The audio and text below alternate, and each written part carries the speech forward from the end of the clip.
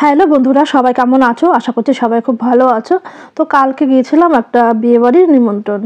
তো বিয়েটা ছিল আমাদের পাড়ারই একটি মেয়ে, অঙ্কিতার বিয়ে। তো সেই বিয়ের প্যান্ডেলটা হয়েছিল আমাদের পাড়ারই ক্লাবের মাঠে। প্যান্ডেল করে সুন্দর করে ডেকোরেশন করে তো সেখানে বিয়ের আসর সাজানো হয়েছিল। তো চলো তোমাদের দেখাই সেই বিয়ের আসরটা কেমন সুন্দর করে সাজানো হয়েছিল। গেটটা তো তোমরা দেখলেই কত সুন্দর লাইটিং করে গেটটা বানানো হয়েছে। এবার দুধারে রাস্তার দুধারে সুন্দর লাইট দিয়ে সুন্দর করে সাজানো হয়েছে। এবার এই রাস্তাটা দিয়ে গিয়ে এবার আমরা মাঠে আর কি প্রবেশ করছি। দেখো এখানে প্রবেশ করতে সুন্দর একটা দেখো ঝর্ণা বানিয়েছে, খুব সুন্দর লাগছিল। তারপরে এই দেখো এদিকে দুদিকে আরও দুটো বাতিস্তম্ভ লাগানো রয়েছে। এবার ঢুকতেই দেখো কি সুন্দর প্রবেশপথটা সুন্দর করে সাজিয়েছে।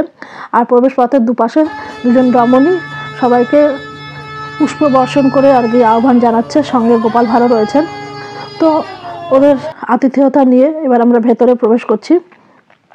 তো ভেতরে প্রবেশ করতেই প্রথমেই শ্রী গণেশা রয়েছেন, ওম জয় গণেশায় নমঃ।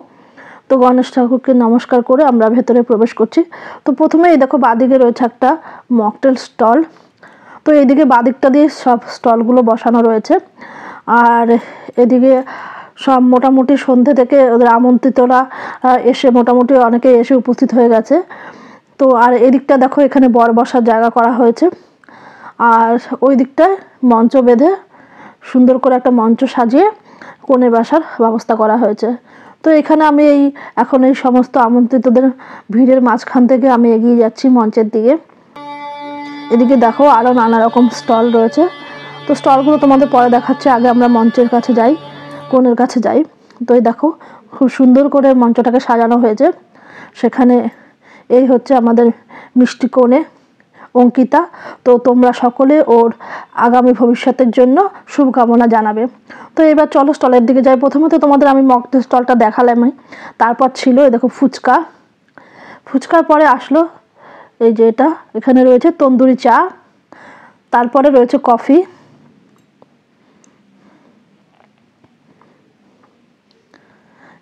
এরপরে রয়েছে ভেজ পকোড়া। এটা হচ্ছে ভেজ পকোড়া। আর এটা হচ্ছে পনির পকোড়া, এটা হচ্ছে চিকেন পকোড়া, আর এখানে রয়েছে চিলি চিকেন। তারপর একটু আগে গেলাম, তারপর এখানে রয়েছে মিষ্টি পান, এরপরে রয়েছে আইসক্রিম, এরপরে রয়েছে চকলেট দিয়ে কিছু একটা আর কি বানিয়েছে, যাই হোক এটা ট্রাই করিনি। তো এবার চলো একটু সামনের দিকে এগিয়ে যাই।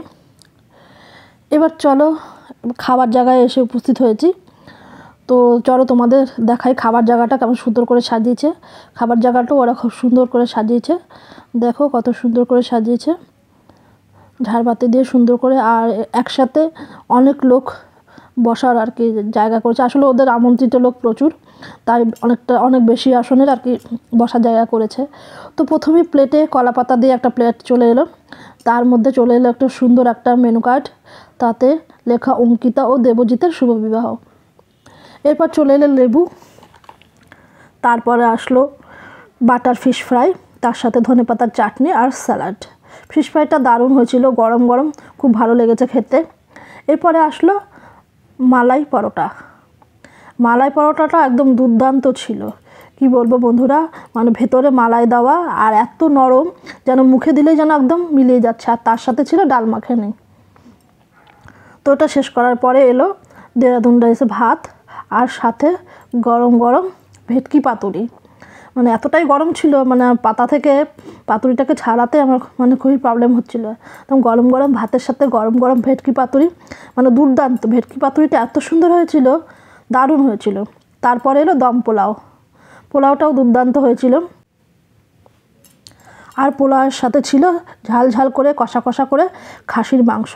খাসির মাংসটাও দুর্দান্ত হয়েছিল। পোলাওয়ের সাথে খাসির মাংস একদম মানে কি বলবো, অপূর্ব অপূর্ব। তারপর এলো ফ্রুট চাটনি, ফ্রুট চাটনিটাও খুব সুন্দর হয়েছিল, সাথে ছিল পাঁপড় ভাজা। এরপরে এলো রসমাধুরী, মানে কি বলবো, এই মিষ্টিটা একদম অসাধারণ, দুর্দান্ত ছিল, খুব সুন্দর, খুব ভালো খেলাম আমি এই মিষ্টিটা। তারপরে এলো বেকড রসগোল্লা, মানে প্রত্যেকটা পদ দুর্দান্ত হয়েছিল। খাওয়া দাওয়া শেষে এবার চলে আসলাম নাচের মঞ্চে। এখানে এসে দেখি গোপাল ভাঁড় বাচ্চাদের সঙ্গে নাচে ব্যস্ত আছে।